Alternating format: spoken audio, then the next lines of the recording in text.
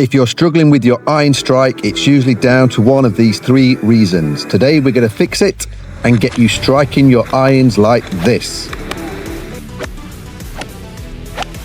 Hey everyone, it's Gavin here from Your Golf 360.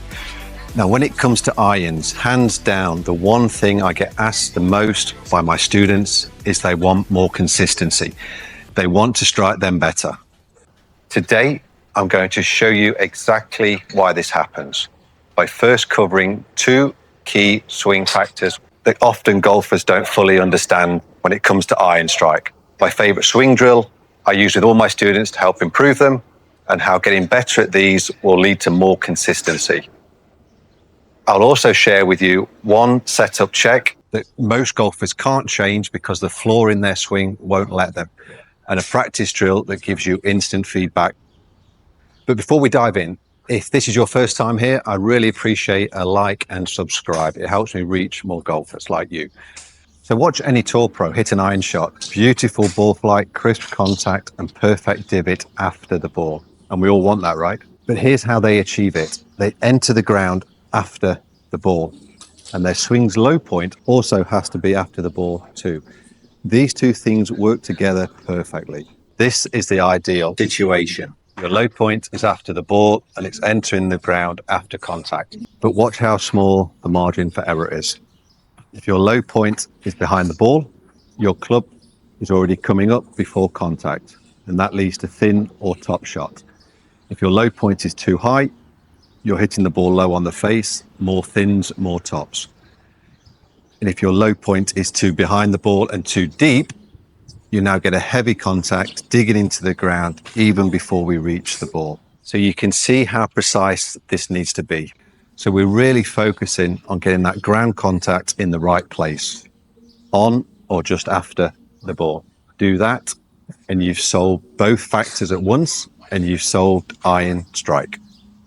Okay, so before we get into the swing changes, let's talk about something that you need to check first, your ball position. Now, you're used to seeing this from up here. And from this angle, it's incredibly easy to think it's always correct. But you have to check this objectively. Set up your phone or get someone to video. But please don't just assume that it's right. But here's your guide. So for your short irons, your wedges, we want to have the ball opposite the center of your stance. The mid irons just forward of that. And then the long irons slightly forward, more forward again. But here's what's fascinating, and I see this consistently in most lessons. Golfers will move their ball position to suit any flaws in their swing. So if your swing naturally bottoms out, sort of here with a 7-iron, for example, you're not going to push the ball position here forward of center where it should be. You'll move it back to match your flawed swing pattern. So if you're serious about consistent contact, you need to get this ball position correct first, and then make the swing changes. If you leave the ball in the wrong spot, you're essentially practicing the compensations instead of practicing the fix. So we know we want the club to enter the ground after the ball, but I see two common flaws which makes this basically impossible. First, at impact, they still have too much weight on their trail side. They're actually moving away from the target in terms of the weight. And second, the angle that you create between your lead arm and your club at the backswing is lost way too soon in the forward swing due to your club face being open. Do one of these and you have problems. Do both of these and it's fatal for your contact. So let's first start with a weight issue. So I see golfers loading into their right side in their backswing, ready to be used effectively in the downswing, and that's great. But they then start the club back towards the ball without that weight moving first. If this forward movement doesn't happen early enough in the transition, it never has time to catch up for impact. And that generally takes that low point back, or keeps that low point back again. So this is what I want you to happen. As you're completing the backswing, I want you to feel this left knee is starting to move towards the target. It's subtle, but it starts moving your weight exactly at the right time. And secondly, keeping the angle between the arm and the club angle longer. As golfers swing down, if their club face is already open, they have to release early to try and square the club up and rescue the shot direction. The shaft straightens out and the club again bottoms out too early. But if your club face is square here, you don't need that early manipulation. Look to have it matching the angle of your back at this point in the swing. From here, your body can turn through, and that later release is allowed to happen right where we want it. Now, improving just one of these will improve your ball striking. Changing both of these is a game changer. And look at the top professionals. They all do this weight transfer while still loading into the opposite direction. Now, we can't make these changes at full speed. So here's a simple drill you can do at home without hitting balls or at the range. So move one is taking the club towards the top while you feel that left knee moving towards the target. And step two, keeping the angle between the arm and the club shaft and the club face matching your back posture. And move three, and now you're in the perfect position to rotate through and promote that ground contact after the ball. And now at impact, you have that lead shoulder at the right spot, which brings that low point forward and allows for that ground contact after the ball. And that's key to consistent iron contact. So here's how to practice this and to know how you're improving, get feedback straight away. So first, make sure your ball position is correct, and always use these two alignment sticks. It's such an unused habit for golfers, I see, and it's something you should be doing every timing, so get used to it. Now, I want you to place a strip of tape about 1 inch behind the ball. And the mission is simple. Avoid the tape and feel contact with the mat. That's it. If you hit the tape first, your low point is too far back. And that's a heavy shot on real turf. If you thin your shot, it could be that your low point is behind the ball or maybe more forward, but either way, you had no real mat contact at all. And start by practicing that using the 3 moves we've just covered. And have the pauses between each position.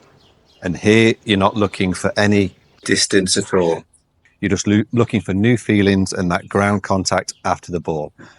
And don't rush over these practice swings. It may feel like a waste of balls at the range, but you can't make changes without drills like this. And once you get more comfortable, you can move the ball closer to the tape, or you can start swinging without the pauses, but at slower speed first, and build yourself back up to your full swing at full speed. Now, this drill connects you with the new feelings, with immediate feedback, and this is when immediate changes start to happen. And this is exactly the drill I use with my students on the lesson tee. Look, I've covered a lot in this video, and I know it can feel overwhelming trying to work on multiple things at once.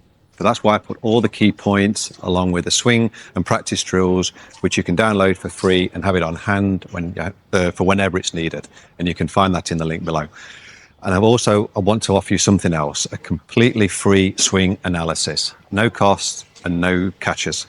I generally want to help. And sometimes you need that personalized feedback to see what's really happening in your swing.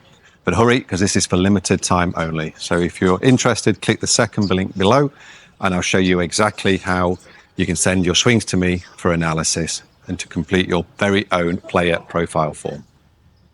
Okay, so if your eye contact hasn't been consistent, it's not because your lack of talent. It's because no one's shown you the factors of low point and ground contact. Take those, check your ball position, and practice the 2 swing changes with the drill to build that compression. Trust the process and be patient. This doesn't take magic, just focused reps. Keep working and you'll start flushing your irons more consistently than ever. I see it with my students all the time, and now it's your turn. And finally, if this is helping you understand why your iron contact has been so inconsistent, please hit the like button and subscribe for more game-changing tips. And if you know someone who's struggling with the same thing, please share this with them. Now, I want to hear from you, so drop any questions in the comments. I read every single one, and I will get back to you. Better yet, tell me what's the most frustrating part of your iron game yet. Is it this inconsistency with the strike, or is it something else entirely? Building this community where we help each other out is what this channel is all about. And remember, there is very few quick fixes in golf, but there is smart practice with the right guidance. So until next time, this is Gavin from Your Golf 360. Now go and strike those irons better.